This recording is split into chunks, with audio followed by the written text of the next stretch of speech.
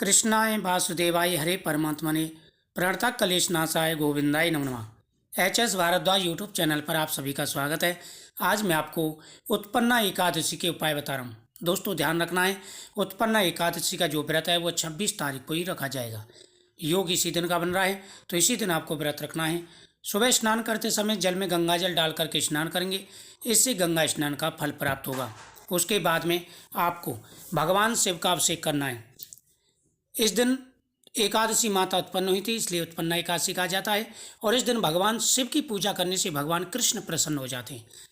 तो इस दिन पहले भगवान शिव का अभिषेक करेंगे और अभिषेक करते समय आग के जो पुष्प होते हैं, सफ़ेद आग के या नीले आग के 11 पुष्प अपनी इच्छा बोल करके आपको शिवलिंग पर चढ़ा देने हैं। और साथ ही इस दिन भगवान को तिल चढ़ाने हैं, भगवान को चावल नहीं चढ़ाने हैं।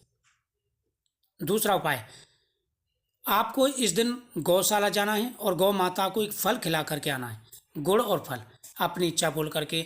और एकादशी के दिन अगर गौ माता को वस्त्र उड़ा देते हैं तो पुत्र प्राप्ति में या संतान प्राप्ति में, धन प्राप्ति में जो भी रुकावटें आती हैं वह दूर हो जाती हैं। उसके बाद में आप तुलसी माता का पूजन करें।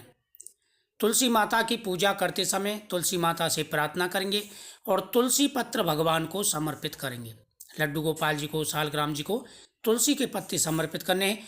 भगवान के सामने भी आपको केले का फल चढ़ा देना है। भगवान से प्रार्थना करें कि गोविंद आप हमारे ऊपर अपनी कृपा दृष्टि बना रखें।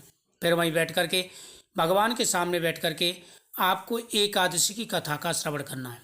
एकादशी की कथा जरूर श्रवण करनी चाहिए एकादशी के व्रत में। एकादशी के दिन घर में तामसिक भोजन नहीं बनना चाहिए। एकादशी के दिन घर के अंदर कोई भी लड़ाई झगड़ा नहीं होना चाहिए। अगर दरवाजे पर कोई अतिथि आता है तो उसका आदर सत्कार करें। पीपल वृक्ष पर जल चढ़ाएं। एकादशी के दिन पीपल वृक्ष पर जल चढ़ाने से पितृ दोष दूर होता है, पितृ प्रसन्न होते हैं, मनवांछित फल प्रदान करते हैं। एकादशी के दिन अगर ये उपाय किए जाएं तो बड़ा लाभ मिलता है।